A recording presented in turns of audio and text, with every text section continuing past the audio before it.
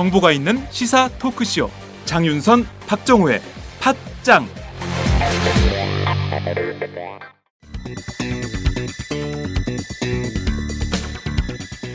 안녕하세요. 팟짱 애청자 여러분, 장윤선입니다. 여러분, 군불 침대라고 들어보셨습니까? 이 침대는 난방 기능이 있는 침대인데요. 전기장판이나 돌판을 이용한 게 아니라 특이하게도 따뜻한 바람을 넣어서 특수 제작한 침대 매트리스입니다. 그러니 여러분의 잠자리가 정말 훈훈하겠죠? 제일 큰 장점은 일단 잠자리에 들면 그 따뜻함이 마치 사람의 체온으로 데운 것처럼 자연스러운 느낌을 줍니다. 열선을 사용하지 않으니 당연히 화상이나 전자파 걱정도 없고요. 침대 내부 습도가 낮아서 진먼지 진드기 등도 번식하기 어렵습니다. 일교차가 큰 환절기에도 정말 유용하고요. 여름에도 매트리스를 항상 뽀송뽀송하게 유지할 수 있습니다. 믿기 힘드시겠지만 전기요금도 정말 적게 나온다고 합니다. 전기장판, 온수매트에서 찾기 힘든 기분 좋은 따뜻함. 차원이 다른 따뜻함을 원하신다면 02-2245-3531, 02-2245-3531로 연락 주시면 상담과 구매가 가능합니다. 기분 좋은 따뜻함, 군불 침대. 팟짱 듣고 전화하셨다고 하면 구매하실 때에 아주 좋은 일이 생깁니다.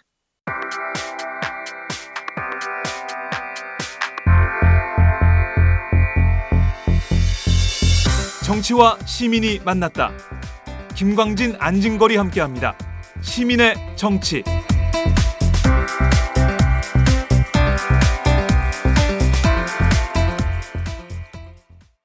김광진, 안진걸의 시민의 정치. 한 주간의 정치 사회 이슈를 모두 모아서 시민의 시각으로 재해석해보는 시간입니다. 오늘도 어김없이 김광진 더불어민주당 의원님 나오셨습니다. 어서 오세요. 예, 안녕하세요. 네, 지난주에 쉬었더니 엄청 오랜만에 오는 것 같아요. 그러네요, 진짜. 한 주가 저희는 굉장히 짧다고 생각했는데 예. 어떻게 생각해보면 또 되게 긴 시간이에요. 예. 연휴 잘 보내셨어요? 요즘은 뭐 연휴인지 주말인지 모르고 그냥 하루하루가 가는구나 이렇게 살고 있죠. 그렇군요. 예. 선거운동하면 요새도 저녁 자리 한 3번씩 다니세요? 뭐 식사 자리라기보다는 그냥 네. 어디서 모임하고 있으니까 끼어서 와서 인사해라라고 하는 그런 자리들 가는데 네. 뭐 고민스러울 때가 있어요. 뭐 한다면 아침 출퇴근 인사라든가 식사 자리 인사라든가 이런 네, 걸 네. 가면 네. 진짜 표에 도움이 되나 이런 생각이 들 때도 있고 네. 또 이 시간에 이런 거 아니면 또 할 수 있는 게 잘 없으니까 그러니까요. 근데 하는 것들도 조금 있고. 우리나라도 선거운동 방식을 바꿀 필요는 있을 것 예. 같아요. 맨날 그렇게 똑같이 명함 돌리고 뭐 이런 천편일률적인 거 말고 좀 아이디얼한 전략들 이런 게 좀 필요하지 저희는 않을까 후보가 싶어요. 11명이에요. 어디요? 저희 지역은 후보가 11명이라 게다가 야. 저희 당만 5명이거든요. 11. 예. 그러니까 명함을 돌리고 나면 예. 아까 받았어? 다 그래요. 딴 누가 사람 누군지도 건데. 몰라 서로. 그렇죠. 유권자 입장에서는 유권자 입장에서는 11명이면 누가 누군지 알 수가 예, 없죠. 그럼 명함도 사실 비슷하잖아. 그냥 저희 그렇죠. 당은 파란 배경에 네. 얼굴 사진. 네, 새누리당은 빨간색. 빨간 배경에. 그러니까 네. 그러니까 아이고, 참. 정신이 없죠. 예, 진짜 유권자들 선택이 이제 60일 뒤에 결정이 날 텐데 네. 문제는 아직 선거 58일. 58일이에요? 이야, 이렇게 속절없이 시간이 가고 있군요. 58일밖에 안 남았네요. 제 옆에 마카산삼 나오셨습니다. 그러니까요. 마카산삼님 계시고 지금 안진걸 참여연대 협동처장님 막 스튜디오에 도착하셨어요. 저희가 시간이 없어가지고 먼저 출발을 했습니다. 16분 지각하셨어요. 저희가 지금 그 2개의 광고 PPL을 해야 되는데요. 네.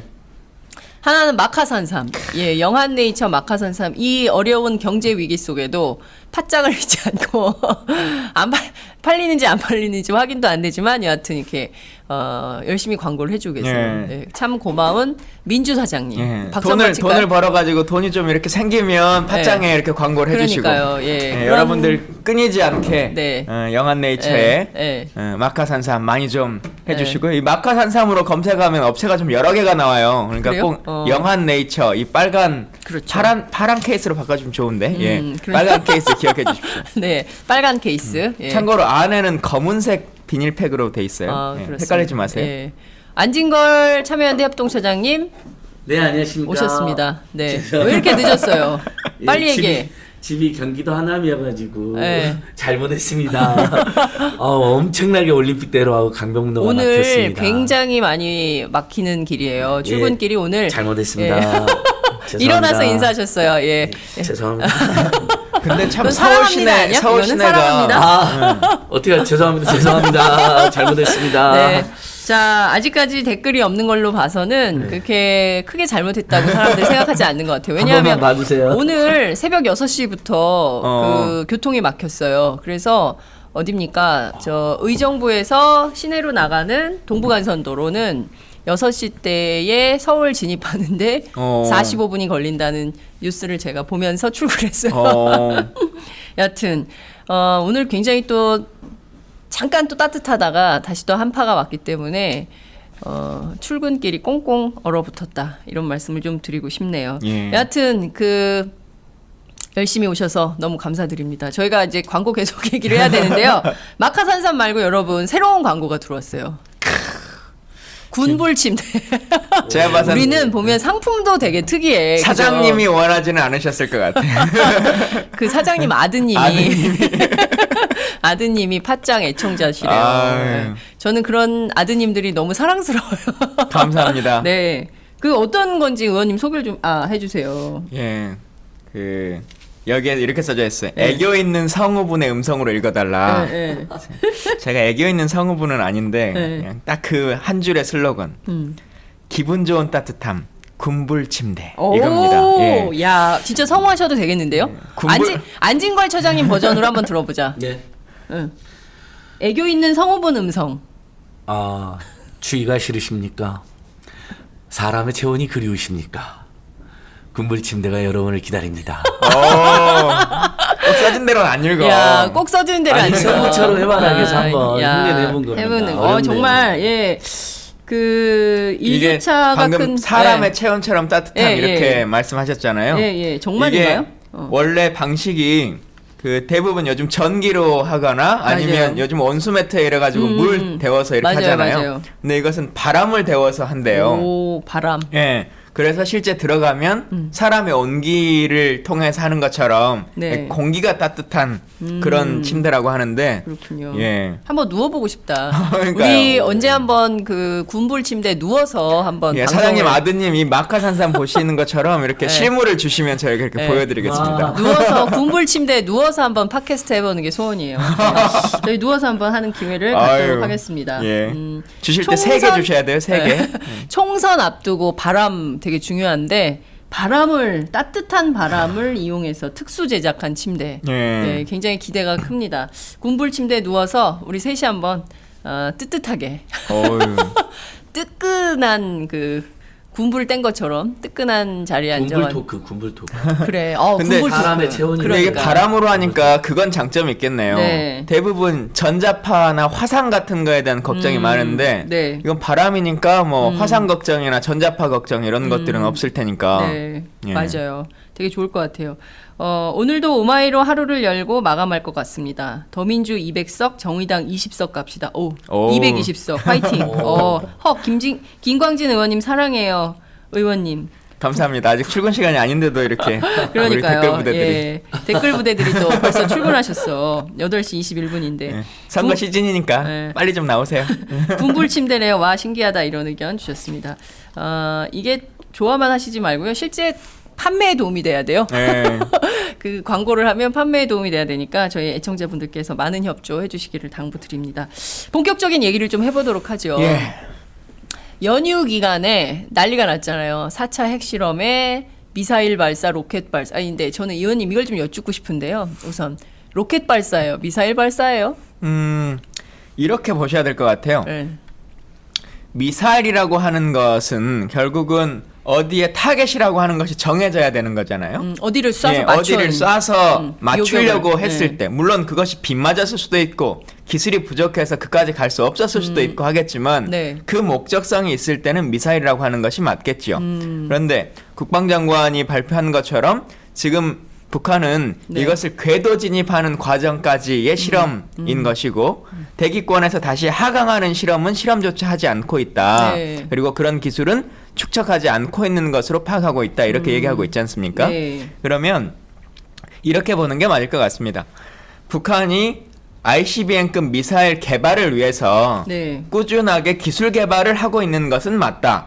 왜냐하면 그것을 안에다가 로켓 안에다가 핵탄두를 달지 아니면 미사일체를 달지 뭐 이것에 따라서 위성을 달지에 따라서 동일한 추진체니까요. 네. 그런 기술을 개발하고 있는 것은 맞으나 엊그제 쏜 것 자체가 미사일이다 네. 라고 하는 것은 조금 과도한 측면이 있는 것이죠. 그렇군요. 그러면 지금 이게 궤도를 돌고 있는데 네. 미사일이 돌고 있는 거냐라고 말을 해야 되는 것이거든요.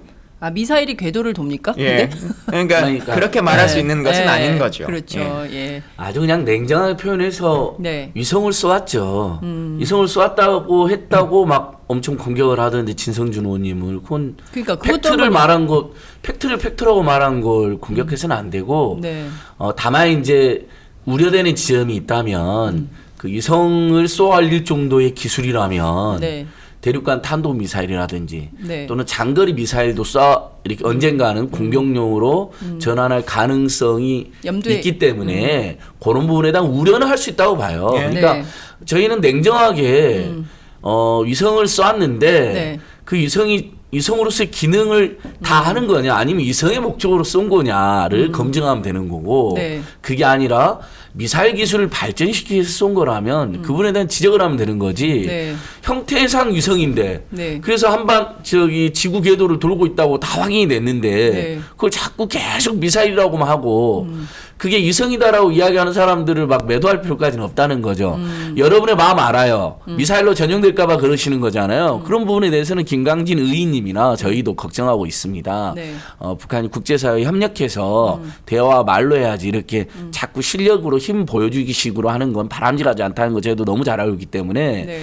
단지 그 형태가 위성이라고 말한 거 가지고 이렇게 매도하시는 건 올바르지 않다 이 말을 드리고 그러니까 싶습니다. 사실은 남북 관계가 객관적인 사실은 객관적으로 분석을 해야 되는 것이거든요. 그렇죠. 근데 어느 순간부터 그냥 이걸 믿어달라라고 하는 것만으로 계속 모든 것들을 하고 있지 않습니까? 그래서 사실은 사실관계에 근거하고 네. 주장은 주장에 맞춰야 되는데 그동안은 뭐 예를 들면 북한의 핵실험도 마찬가지였잖아요. 지난번 저희가 한번 방송에서 말했지만 네. 그동안 정부가 항상 뭐라 그랬어요? 한 달 전이면 알 수 있다. 네. 그리고 미사일 발사 일주일 전이면 알 수 있다. 네. 믿어달라. 네. 우리 기술 다 있다라고 네. 했지만 그게 현실성이 없다라고 하는 것을 다 밝혀주고 있는 거잖아요. 그렇습니다. 뭐 사드도 마찬가지고요. 그거에 대한 실효성에 대한 것들 한 번도 검증되지 않았지만 그냥 믿어달라라고 하는 것이고 네. 북한이 뭐 군사 자금으로 핵실험 자금으로 개성등을 사용했다 이렇게 말하지만 그것도 근거는 없지만 믿어달라 이것만 끊임없이 반복하는데 네. 그렇게 행정행위를 해가지고는 되는 일이 아닌 거죠. 그렇죠. 나이 사람 믿어주세요. 갑자기 노태우 전 대통령 생각나요. 자, 우선 이 그 정권이- 저기 안진걸 차장님 물병이 그 저 그림에 좀 걸린대요. 물병을 좀 치워주시기 바랍니다. 네. 스폰 받지 않았기 예. 때문에 그 타사 제품. 예, 네, 저희 죄송합니다. PPL에 예, 이렇게라도 소개해서 나중에 연락이 오게 만들려고 했었으나, 예, 죄송합니다. 네, 고맙습니다. 예. 하여튼 그 이 애정을 마음이 그 충정을 저희가 아까 저희가 좀 일찍 왔잖아요. 네. 근데 우리 작가 선생님이 네. 그 터미널에서 보면 네. 낱말 퍼즐 맞추기 이런 걸 많이 하세요.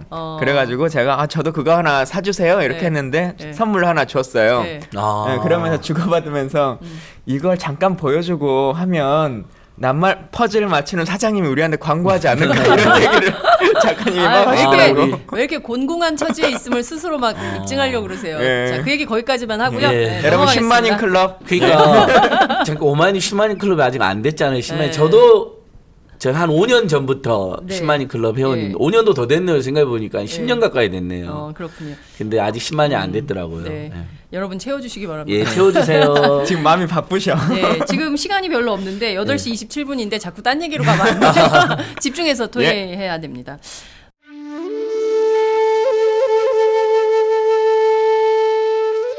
영한네이처의 마카 산삼.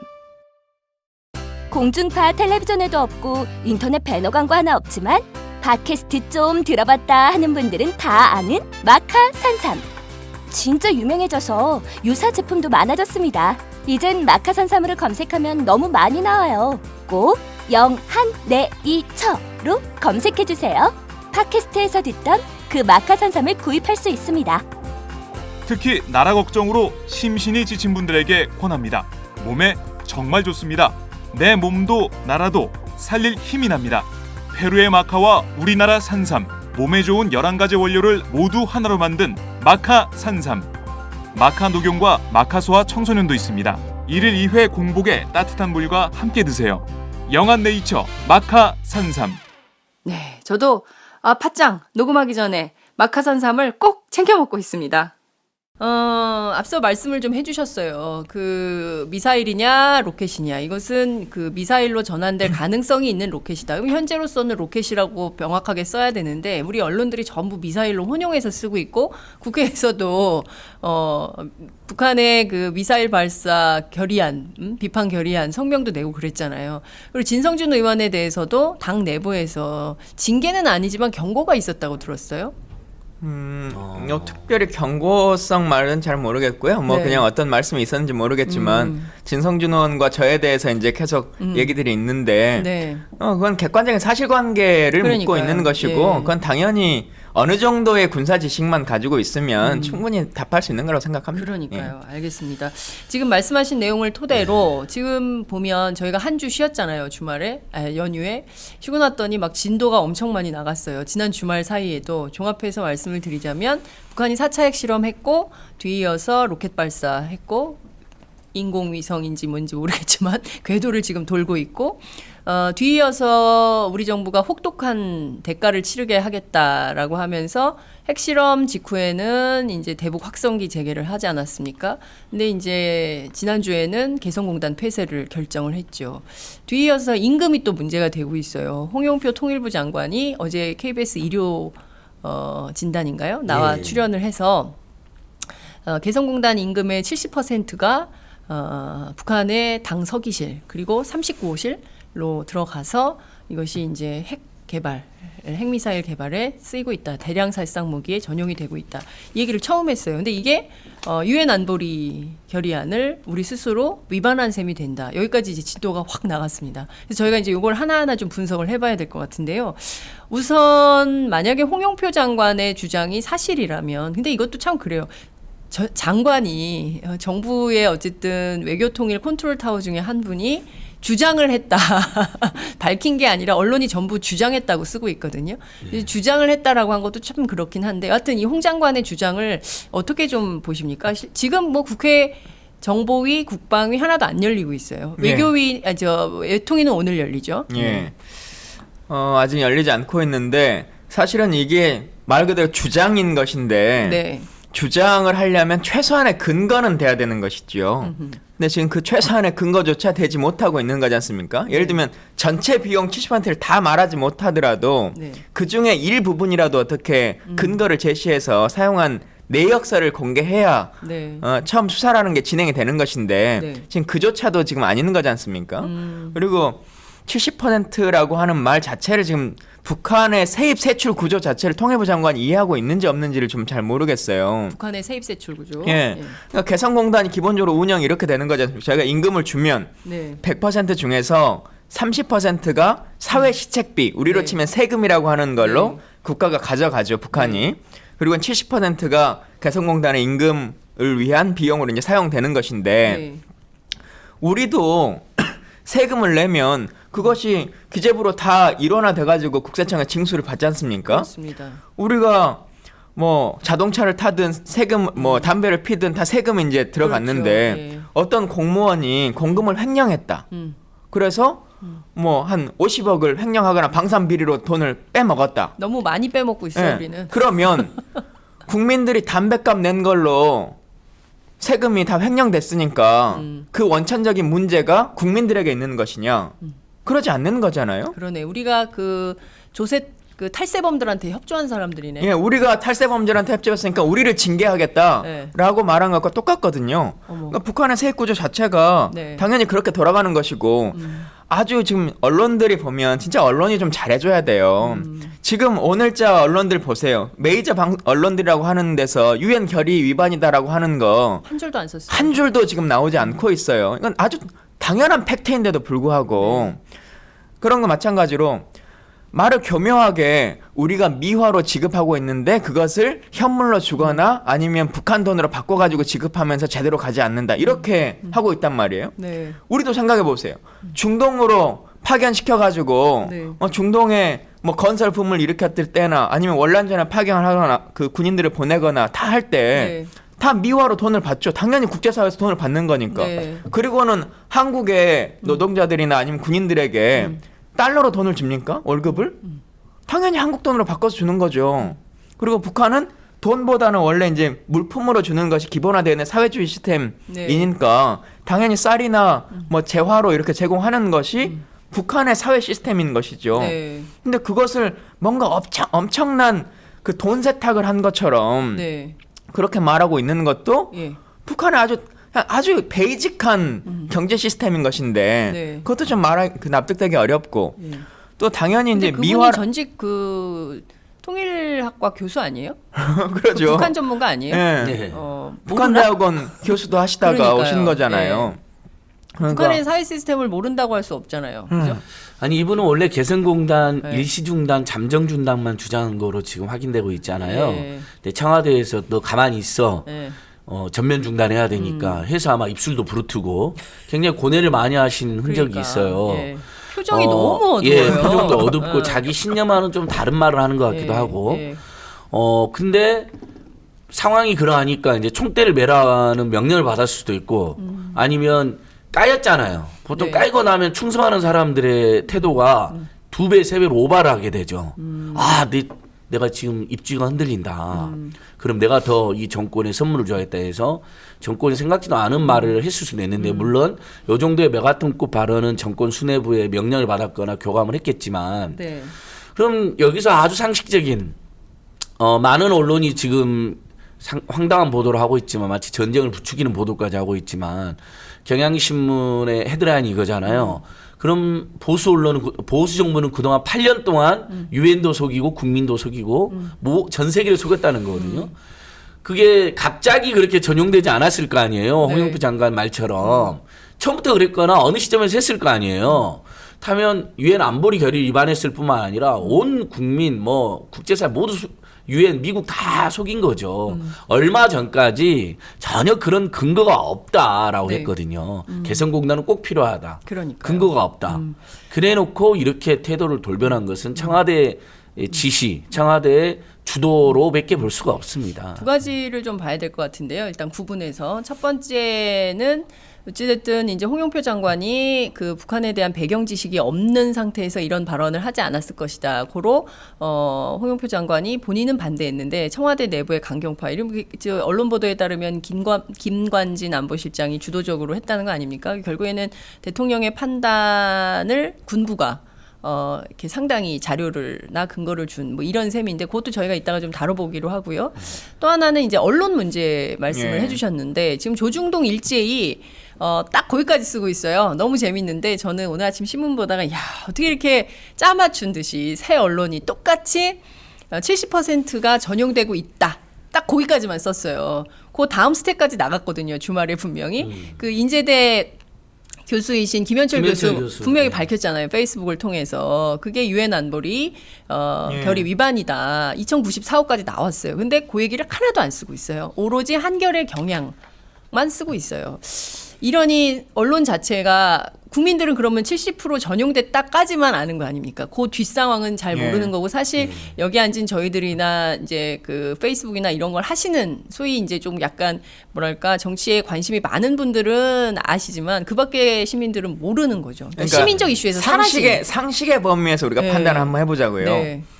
우리가 북한의 개성 노동자들이 네. 그 임금을 월 85불 정도 받아요. 뭘? 예, 85불 정도 받는 거죠. 네. 그러니까 이 중에 예를 들면 제가 그 통일부 장관이면 네. 30% 사회시책부로 가져가는 거 이걸 문제 삼았으면 네. 그건 또 이해할 수 있겠어요. 그렇죠. 그건 세금으로 뜯어간 거니까. 네. 세금 가져가서 어디다 쓸지 예, 모르니까. 우리 네. 대한민국의 지금 근로소득세율도 실제로 네. 고소득층은 30%대까지 내고 있습니다. 저소득층은 뭐 근데 더 낮지. 이제 70%는 급여로 가는 명목으로 돼 있는 건데 네.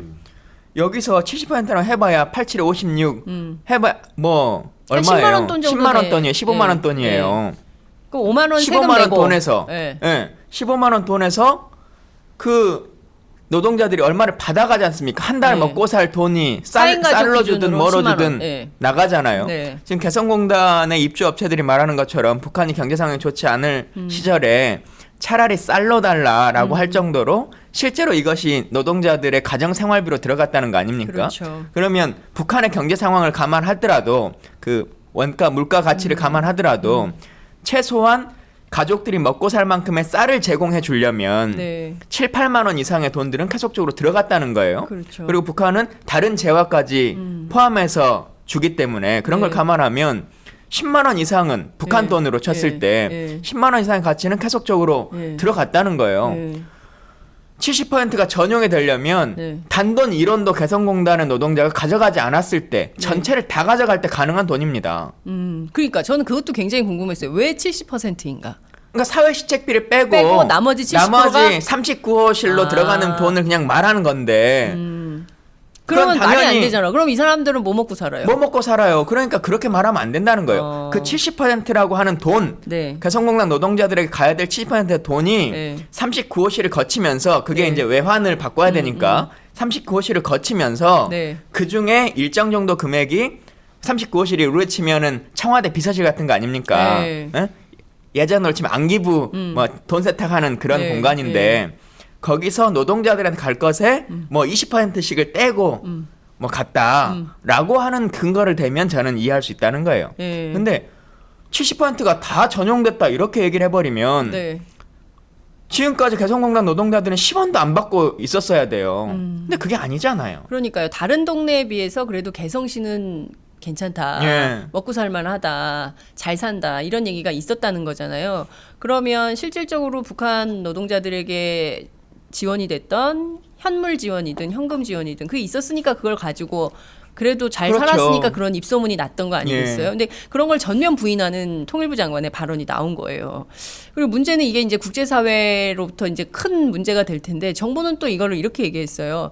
아, 다 알고 있다 국제사회도. 그런데 개성공단의 효과 때문에 그냥 넘어간 거다. 그리고 통일부 장관이 더 구체적인 근거를 내지 못하는 이유는 이게 또 정보관계이기 때문에 알려지면 안 된다. 이런 얘기를 했어요. 정보관계라면 네. 정보위를 열어서 네. 비공개로 보고를 하거나 네. 아니면 외통위원회에서도 비공개 보고를 할 수 있습니다. 그래서 비공개 보고를 통해서 네. 국회를 설득시켜야 되는 것이고요. 네. 그렇지 않더라라고 하면 네. 이건 그냥 카더라 통신하고 다를 차이점이 전혀 없는 거잖아요. 네. 카더라 통신을 가지고 장관이 얘기해도 되나요? 어떻게 보세요? 그러니까- 안진걸 처장님 어떻게 보세요?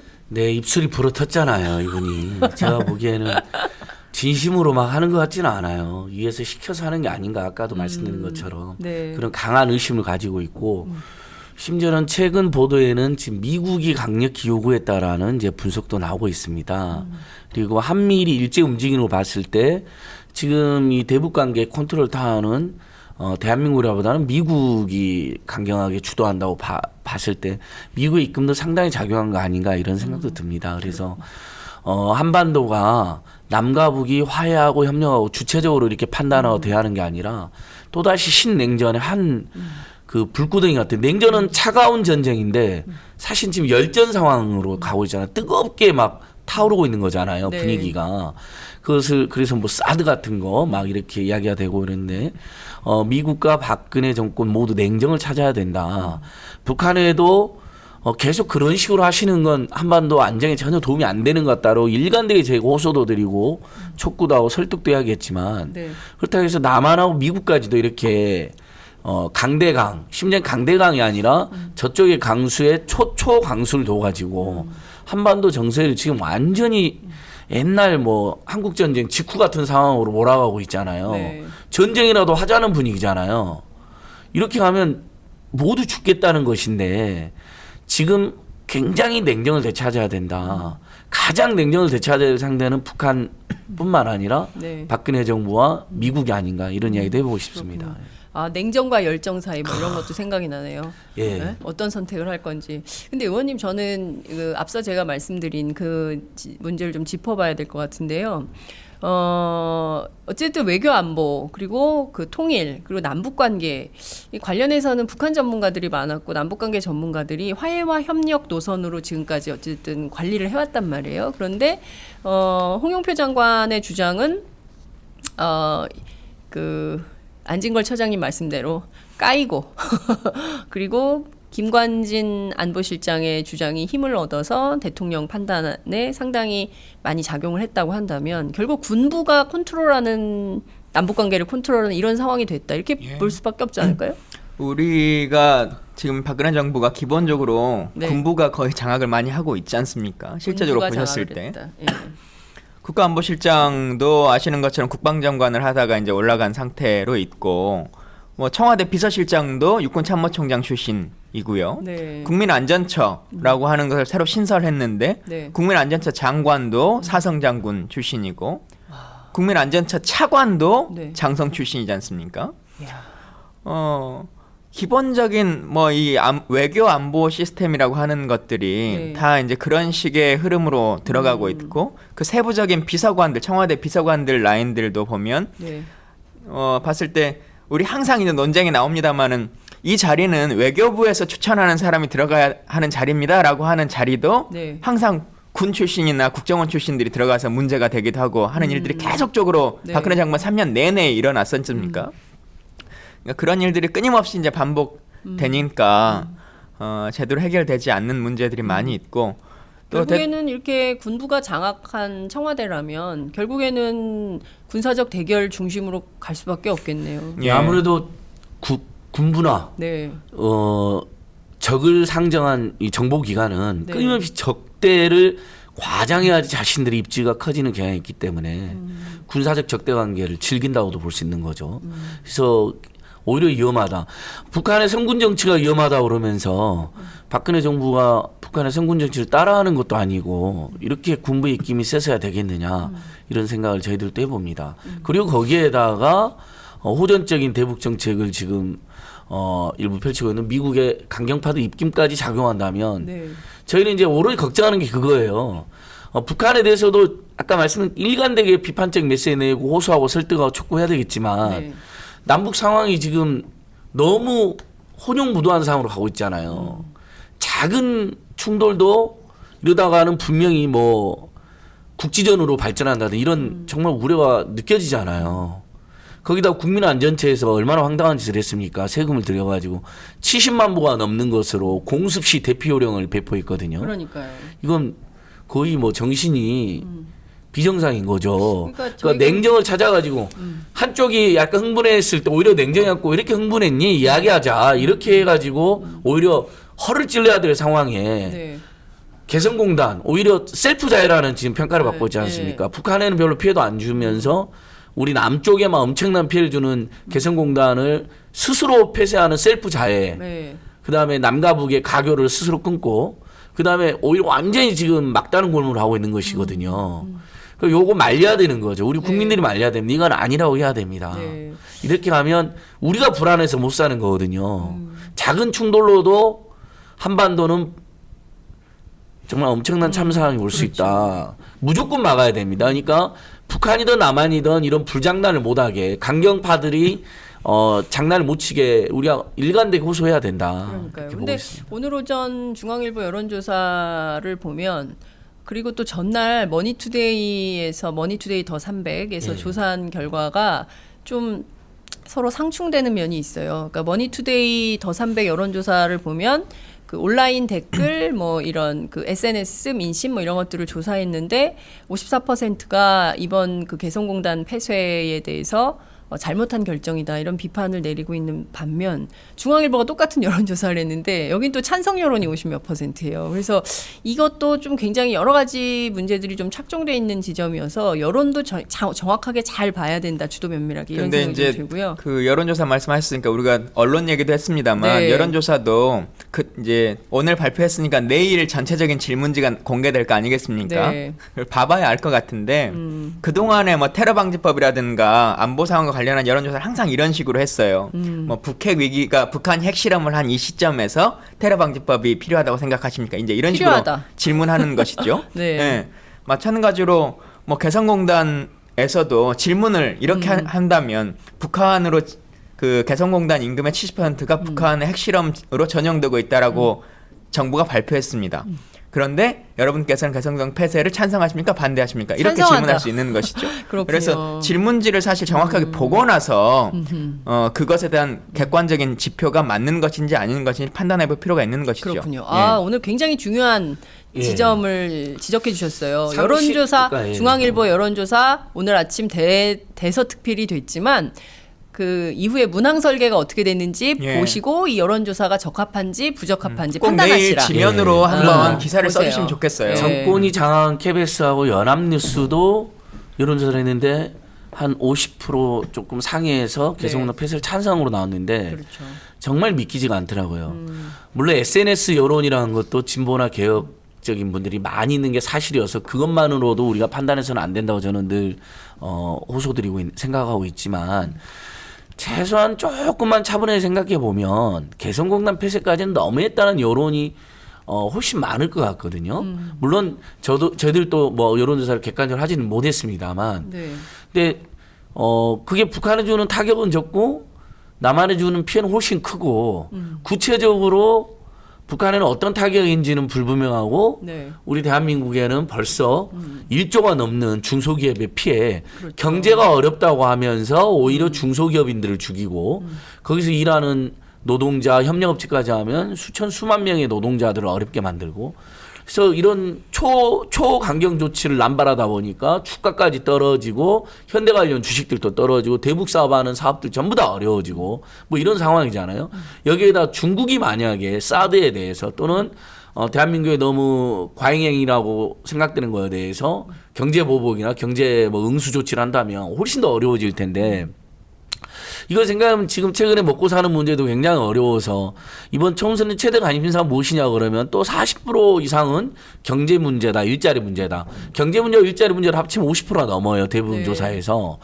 이런 여론을 가지고 있는 우리 국민들이 무조건 찬성했다라고 저는 굉장히 보기 어렵다고 봅니다. 이건 분석적으로 우리가 예단할 수 있는 부분이 있는 것이죠. 다만 이제 질문지의 구성에 따라서는 분명히 답이 달라질 수 있다. 네, 좀만 차분히 생각해 보면 상식적으로 경제나 민생 문제, 먹고 사는 문제에 대한 관심이 압도적으로 우리 국민들 입장에서 그렇게 쉽게 찬성했을 리는 없다. 이런 믿고 싶지 지적을 않다. 안진걸 그러니까 처장님은 그 여론조사를 믿고 싶지 예, 않아. 개인적으로도 믿고 싶지도 않고 믿을 네. 수도 없다. 그리고 그 알겠습니다. 근거가 있다. 제가 예. 그 예를 하나 좀 들어드릴게요. 네. 테러 방지법 관련해서 이것이 필요한지 아닌지 방송국에서 한 질문이 하나 있습니다. 어느 예. 방송국입니까? YTN에서 지난번 했는데요. 네. 그때 필요하다는 게 64.8%가 나왔어요. 불필요하다가 22.6%가 나왔고 질문은 이렇게 합니다. 최근 우리나라도 IS의 테러 대상국으로 지목되면서 더 이상 테러로부터 안심할 수 없게 됐습니다. 이런 가운데 테러 위험 인물에 대한 감청, 계좌 추적, 입출국 감시 등을 할 수 있는 테러 방지법이 필요하다는 주장이 있습니다. 선생님께서는 테러 방지법에 대해 어떻게 생각하십니까? 1번 필요하다, 2번 필요하지 않다, 3번 잘 모르겠다. 1번 필요하다. 1번 필요하다. 예. 와, 필요하지 않다고 답한 분이 몇 분이라고요? 22.8%. 대단한 와, 분들이네. 대단한 분들이네요. 그 와중에도 네, 그 와중에도 그거를 반대할 수 있다. 명철하게 그러니까 보셨다는 이렇게 거는 물어보는데 네. 어떻게 우리 같이 아니다고 단순한 말하겠습니까? 사람들은 바로 필요하다고. 예, 그러니까 아니, 저는 질문지를 그냥- 꼭 확인해야 됩니다. 저는 의원님 테러를 방지하는 법률이 필요하다고 생각하냐만 물어봐도 저는 찬성. 그런 법이 필요하지 않을 것 같아요. 네, 그러니까요. 이 테러 방지법에 대한 정보를 전혀 안 주고 우리 물어보면 예. 테러 방지하는 뭐 법까지 해도 필요하죠. 근데 진짜 IS가 지목을 했나요? 그런 뉴스는 국제 뉴스는 한 번도 없고 오로지 대통령이 그렇게 주장한 거 아닌가요? 그러니까요. 그러니까 그것도 이런 그런 여론조사가 거잖아요. 사드도 다 마찬가지 않습니까? 그러니까 지금 모든 여론조사에 맹점이 있는 거예요. 예. 사드도 그렇고 테러 방지법도 그렇고 예. 개성공단 폐쇄에 관련해서도 그렇고 여론조사가 계속 나오지만 사실 이것이 여론의 실체다라고 볼 수는 없다. 없는 것이죠. 이런 말씀을 주셨습니다. 여론조사 조작 방지법을 통과시켜 주세요. 예, 이런 필요합니다. 의견이고요. 김관진 싫어요. 김광진 좋아요.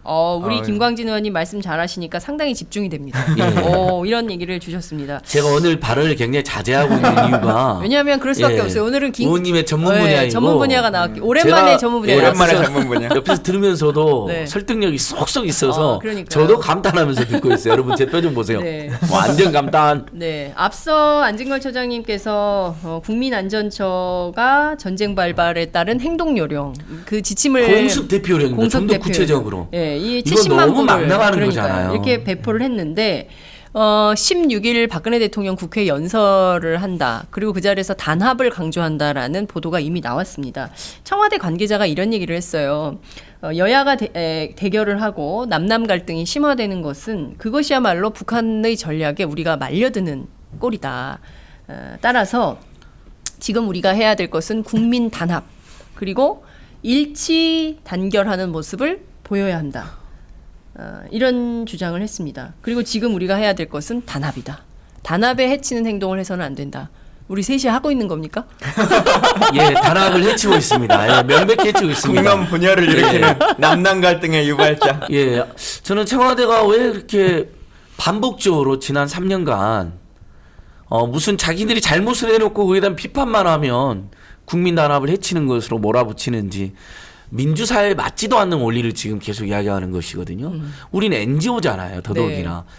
지오, 정부기구, 가버먼트 오거니제이션. 발음은 안 좋습니다. 오거나이제이션. 오거니제이션은 아니야. 다시 해라. 진짜 인간적으로. NGO, 네? 난 가버먼트 오거나이제이션.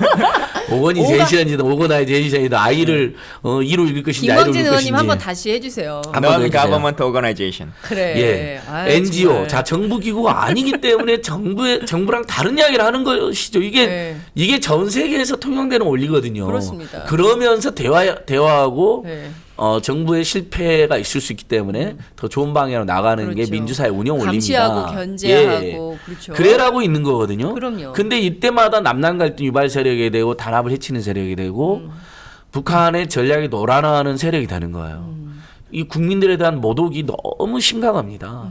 그러니까 대통령이 국민들의 목소리를 듣지 않고 오로지 자신에게 그 일방적인 찬양하는 사람들 목소리만 듣고 그것은 단합된 목소리고 네. 그게 아닌 건 전부 다 비국민으로 몰아가는 거잖아요. 심지어 국정교과서를 반대하는 세력도 국민이 아니라는 식으로 몰아가지 않았습니까? 네. 순천의 이정현 의원부터 시작해서 이런 사람들이 현대사회 민주사회에 전혀 맞지 않는 사람들인데 네. 너무 속상하고 열받습니다. 오늘 아침부터. 또 그의 단합을 주문하고 남남 갈등을 이야기하더라고요. 근데 이렇게 사회적 합의라든지 보수정부 8년 동안도 개성공단이 유지되었다는 것은 보수정부도 그 효용성을 인정해왔다는 거잖아요. 네. 그리고 꼭 필요하다고 얼마 전까지 장관 스스로 이야기를 했었고 네. 그리고 그것을 이유도 근거도 없이 폐쇄해버리는 정권인데 그래서 수만 명의 우리 대한민국의 중소기업인들과 노동자들의 피눈물을 주고 있는 정부인데 그거에 대해 지적하면 그게 남남 갈등이라고 말하는 것이죠. 네. 이게 제가 일단 여러분 참 말씀드리지만 참. 청와대에 있을 자격이 없다. 이 자들은. 날짜도 좀 네. 상식적이지 않아요. 그러니까 16일인데 16일이라고 하는 게 왜 원래 이제 16일이에요? 오늘 내일이 국회가 이제 열리는 날인데 네. 새해 들어서 처음으로 오늘은 여당의 대표가 국회에서 네. 본회의 연설을 하시는 대표 연설을 하시는 날이고 네. 내일은 제1야당이 하는 날입니다. 네. 하려면은 새누리당이 하는 날에 오셔가지고 하시든지. 네. 근데 이건 야당 대표가 기자회견 본회의장에 대표 연설을 하는 거는 이미 정해져 있는 날짜인데 네. 그날을 통보하듯이 16일 날 가서 하겠다. 대통령이 이렇게 그냥 원했다는 거 아니에요. 청와대가 그러니까요. 16일을 원했다. 그렇게 통보하듯이 그냥 얘기해 버려 가지고 하는 거. 네. 그것도 참 국회나 야당을 어떻게 생각하고 있는가라고 하는 인식인데 참 저는 우리 당도 안타까워요. 이런 거에서 왜 그걸 양보해 줍니까? 상식적으로. 응? 그래서- 다음 날 하시라 그러지. 네. 아니 뭐 이렇다는 거 아니에요?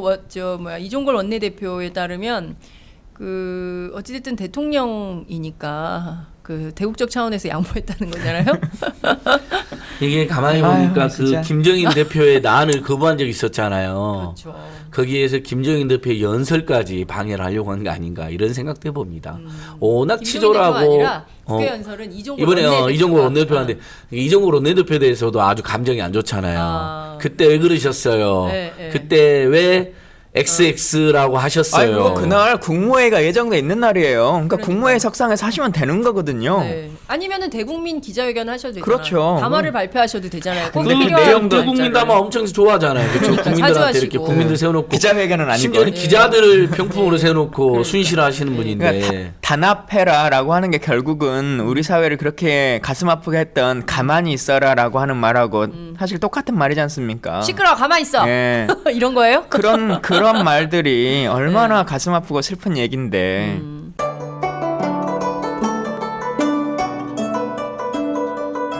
안녕하십니까. 저는 정도전을 15년 전에 최초로 소설로 썼던 작가 임종일입니다. 사실 정도전을 소설로 쓰는 데만 10년이 걸렸는데 그 시절 무명의 고달픈 심신을 양꼬치와 고량주로 달래주었던 풍무 양꼬치.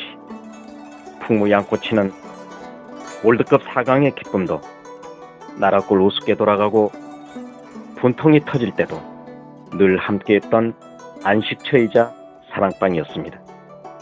진짜 정의파인 주인장은 세상을 뒤집어 푼 남자 정도전을 누구보다 먼저 알아보았고 그래서 제 소설 정도전은 역사의 곡이 없습니다. 풍무 양꼬치 역시 맛과 양심이 살아있습니다. 좋은 사람끼리는 꼭 만나야 합니다. 어떻습니까? 오늘 풍무 양꼬치에서 만납시다.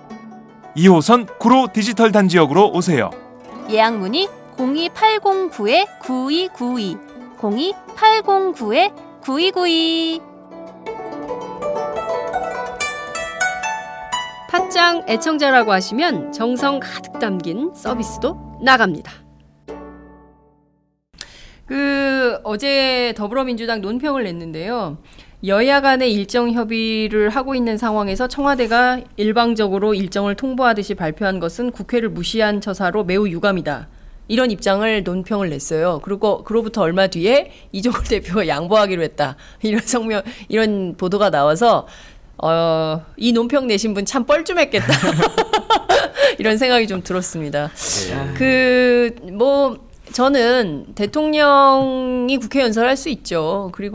그렇지만 날짜를 본인이 원하는 날짜를 그리고 원래 15일이 되게 유력했거든요. 오늘 오전 10시에 한다고 그랬고, 그러니까 어제 보도가 굉장히 많이 바뀌었습니다. 첫째는 국회 연설을 하는데 15일 오전이 유력 검토되고 있다. 그게 일보가 나왔어요. 그리고 2보는 아니다. 국회가 이제 상의를 해야 되기 때문에 그건 어렵고 아마도 국무회의를 통해서 15일 오전에 발표할 가능성이 높다. 그랬다가 다음 나온 게 16일 날을 청와대가 원한다. 라고 발표했고 그 사이에 더불어민주당 이 논평이 나왔고 그 뒤이어서 이종걸 대표 양보론 대승적 차원에서 양보하셨어. 저는 이런 생각도 했어요. 아 박근혜 대통령이 뭐라고 하시는지 들어보고 비판하려고 그러나? 뭐 그럴 수도 있고 청와대가 워낙 일방적으로 몰아붙이니까 네. 이종걸 대표 입장에서는 뭐 그래 내가 이번에 한번 양보하지 이랬을 수도 있는데 이종걸 대표도 좀 딱한 게 어쩔 때는 필요 이상으로 과도하게 이렇게 내줘요. 반박하고 그러니까 불필요한 평가를 쓰면서 어쩔 때는 필요 이상으로 너무 쉽게 타협해 주거나 양보를 해준단 말이죠. 네. 그 왔다 갔다 하니까 이종걸 대표에 대해서도 국민 야당을 지지하고 지켜보는 국민 입장에서는 굉장히 할 말이 많은 그런 상황이 있는 것 같아요. 왜 그래요, 근데 의원님? 제가 재선에서 원내대표가 해보고 그때 말씀드릴게요. 이종걸 대표에 대해서 얘기 좀 해주세요. 당 내부에서 평가가 어떤지 의원님들을. 요즘 제가 선거에 바빠가지고 내용을 잘 모르겠어요. 이렇게 또 피해가네. 의원님 힘드신데 너무 민감한 질문 믿지 마시고 제가 말씀드렸잖아요. 그러니까 필요 이상으로 냉탕과 온탕을 오고 간다. 김광진 의원 대변인이에요? 예, 의인을 위해서. 그 다음에 때로는 강경파인 것 같은데 그 이른바 사회경제적 악법들에 대해서 지금 사실상 타협을 해주려고 하는 거 아니냐라는 시민사회 비판까지 일어나고 있는 상황입니다. 우리 이제 논의로 다시 돌아가서 북한이 핵개발이나 미사일 로켓 발사 이런 것을 통해서 우리가 이제 제재를 한다라고 하는 이제 차원으로 가고 있는 거지 않습니까? 그렇죠. 대북 제재. 그러면 북한이 아플 제재를 계속 해야 되는데 지금 우리가 하는 모습들이 과연 북한이 아픈 거냐 아니면 멀리 있는 사람한테 닿지도 않는 회초리만 휘두르고 있는 거냐라고 하는 거잖아요. 어쩔 때는 개성공단은 상대방의 닿지 않는 회초리일 뿐만 아니라 그냥 나를 때리고 있는 회초리인 것이고 셀프 회초리인 것이고 셀프 제재. 한겨레 만평 아주 인상적이더군요. 그 다음에 들어오는 게 이제 사드 논쟁인 것인데 미국이 그동안 바래왔던 것을 이 시기에 그냥 옳다구나 하고 그냥 받아들이고 있는 거잖아요. 우리 돈을 들여서 그렇습니다. 하겠다라고 하는 것. 네. 우리 아까 제일 처음에 저한테 질문이 로켓이냐 미사일이냐 인공위성이냐 말씀하셨는데요. 네. 제가 질문 하나 드릴게요. 언론이니까. 네. 사드라고 하는 거 네. 언론에서 뭐로 번역해서 쓰십니까? 고고도 미사일 방어 시스템이라고. 고고도 미사일. 예. 고고도 미사일 방어 시스템. 예. 예. 그러니까 저는 그것도 용어가 잘못되어 있다고 생각해요. 예. 사드라고 하는 것을 네. 사드는 영문의 약자지 않습니까? 그렇죠. 근데 이상하게 우리나라에서는 앞에 T 부분, 네. 제일 앞에 있는 T. 네. 그것만 강조해요. 아니요. T는 빼고 말해요. 아, 그래요? 예. 사드는 터미널이 붙어야 되거든요. 터미널 단계에 THA니까 네. High Altitude, 고고도인 네. 거예요. 네. 종말 단계의 고고도를 요격하는 미사일인 것인데 우리는 희한하게 종말 단계라고 하는 부분은 빼고 쓰기 시작해요. 어느 순간부터.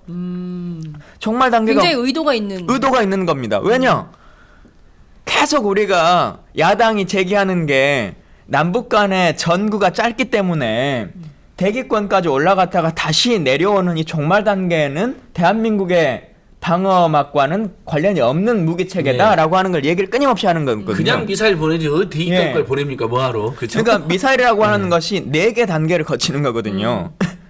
이 발사하면 네. 발사해서 상승해서 하강하고 종말 단계예요. 네. 포물선을 찍고 마지막 내려오는 단계가 종말 단계라는 네. 거예요. 예.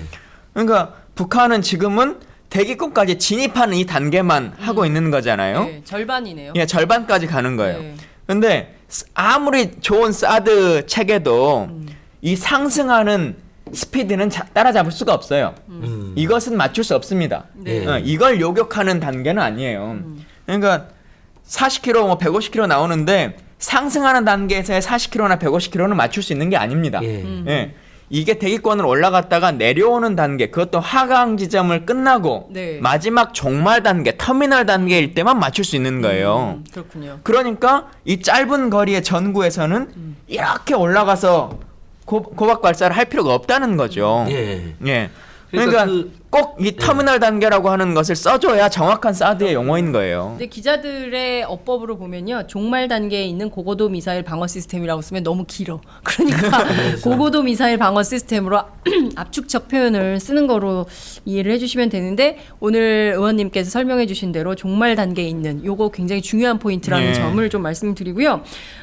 저희가 원래 이게 1시간짜리 프로그램인데 좀 늦게 시작을 했어요. 예. 그래서 시간이 좀 압축적으로 쓰일 수밖에 없는데, 사실 오늘 사드 얘기를 꼭 해야 됐었는데 아무래도 이게 다음 주까지 갈 것 같아서 오늘은 사드, 특히 이제 대구권역의 시민사회 반발이 굉장히 큽니다. 그리고 총선연대와 관련해서도 얘기를 해야 되는데 시간이 없어요. 그래서 오늘 시간이 다 돼서 여기서 마무리를 해야 될 것 같습니다. 예. TK 지역에 사드 배치한다고 하니까 네. 대구 경북 시민 사회단체 일제히 강력히 이제 반대와 비판하면서 엄청난 전자파 유해가 그렇죠. 있을 거라고 지금 전망되고, 네. 그래서 이번 주 수요일 날 전국의 시민 사회단체들은 총선 네트워크라는 걸 총집결해서 네. 이렇게 민주주의와 민생 인권을 파괴할 뿐만 아니라 남북 관계까지 파탄내서 국민들의 경제 문제까지, 국내 안보 문제까지 너무너무 무능하고 부실한 이 정권을 심판하자라는 메시지를 그렇군요. 아주 강력하게 내고, 어쨌든 이번 남북 관계가 지금 정세의 핵심이 되어 있기 때문에 이 남북 관계 악용과 한반도 정세 불안함에 대한 입장을 내고, 이걸 선거에 악용하려고 하는 일체 시도에 대한 강력한 거부 규탄 입장도 낼 예정입니다. 그렇군요. 국민 여러분. 지금 보면 뭐라도 하겠습니다. 네, 예. 뭐라도 하십시오. 예. 그리고 지금 보면 사드 배치와 관련해서 그 칠곡군 외관읍 그 석전리 일대 그 주민들이 캠프 캐럴에 사드 들어오는 거 절대 반대다, 이런 주민 반대 투쟁에 나서겠다는 입장을 밝히고 있고요. 그리고 공재광 평택시장, 이분은 새누리당 시장인데 46만 시민과 연대해서 적극적으로 사드 배치 반대하겠다, 이런 입장 내세우고 있고요. 대구 수성을의 주호영 새누리당 의원이 왜 대구에 사드 배치를 하느냐 이러면 너무 멀어서 수도권 방해에 문제가 생기니까 수도권으로 가져가야 된다라고 주장을 했어요. 그랬더니 원유철 새누리당 원내대표가 왜 평택을 꼭 집어서 얘기를 하느냐 그러면 안 된다. 그러니까 다들 사드 배치가 필요하다고 주장했지만 결국 우리 동네는 안 돼. 그래서 사드 님비가 지금 전국적으로 커지고 있다. 이 말씀을 꼭 전해드리고 그러니까 싶습니다. 원유철 김무성은 사드 핀비해야 되는데요. 너무 우리 마당에 해달라고 그래야 되잖아요. 플리즈 인 마이 백야드가 아닙니까 핀비가. 오, 야. 님비의 반대말. 이번에는 좀 김무성 원유철은 무조건 갖고 와야 돼요. 자신들 논리라면. 그러니까요. 예. 네, 그걸 반대하고 있습니다. 시민들이 많이 똑똑해지고 열리고 있습니다. 될 대로 되라 이렇게 하다가 결국 우리가 이꼴 난 거 아닙니까? 일어나서 투표합시다, 여러분. 이게 역시 팟짱의 애청자분들은 예. 정말 멋있어. 근데 투표 전에 투쟁도 해야 됩니다. 지금 남북 투쟁도 해야 관계를 됩니까? 예. 진정시키기 위한 양측 북한 남한 모두가 진정해야 된다, 냉정해야 된다는 투쟁도 함께 해야 되고 호소도 함께 해야 됩니다. 그렇습니다. 예. 저도 하나만 마무리 마무리 말씀드릴게요. 말씀. 예. 네. 뭐 사드 배치 논쟁이 계속 있을 겁니다만은 우리 탄저균 실험, 미국의 네. 탄저균 실험이 있었을 때 네. 이게 명확하게 공개되지도 않고 지금도 그렇습니다. 사실 공개되지 않고 있어요. 네. 실제 어떤 피해가 있는지도 잘 모르겠어요. 국방위원이자 정보위원인 저조차도. 세상에.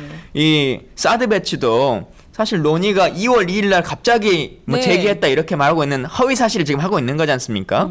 그리고 미국의 육군 교범에 보면 뭐 5km 정도 반경 15만 평은 그렇습니다. 전자파에 방해가 있다라고 얘기하는데 엊그제 그 정부가 말하는 걸 보면 100m 정도까지만 네. 위험 지역이다 지금 이렇게 국방부에서 얘기하고 있어요. 네. 국민 안전과 관련한 이 문제에 대해서 객관적이고 합리적인 근거를 제시해야 되고 거짓말하지 않고 국민에게 제대로 안전에 대해서 공개해야 됩니다. 그리고 나서 판단해야 될 문제인 것이지 막무가내로 도입하는 것은 진짜 정부가 해서는 안 될 일이라는 걸 먼저 좀 말씀드리고 싶습니다. 국민안전처가 이런 거 해야 되겠다. 네, 그렇지 사드는 않아요? 안 됩니다라고 책자를 뿌려야 될 사람들이 네. 공습 대피 요령이나 뿌리고 그러니까요. 참 진짜 세금을 어디다 쓰는 거야? 아유 네. 진짜 아줌마 짜증나.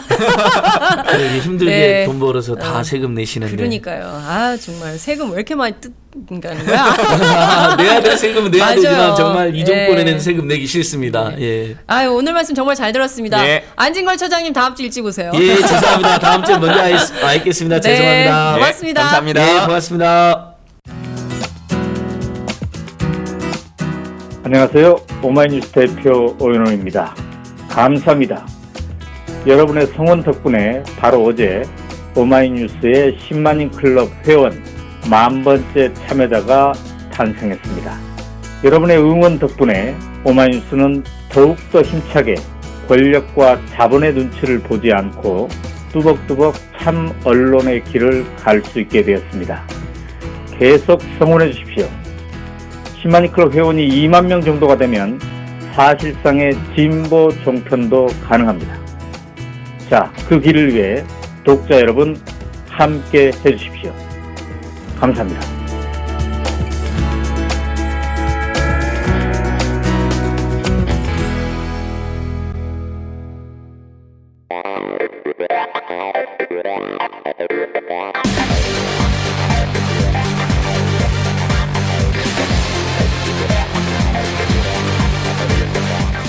정보가 있는 시사 토크쇼 장윤선, 박정호의 팟짱.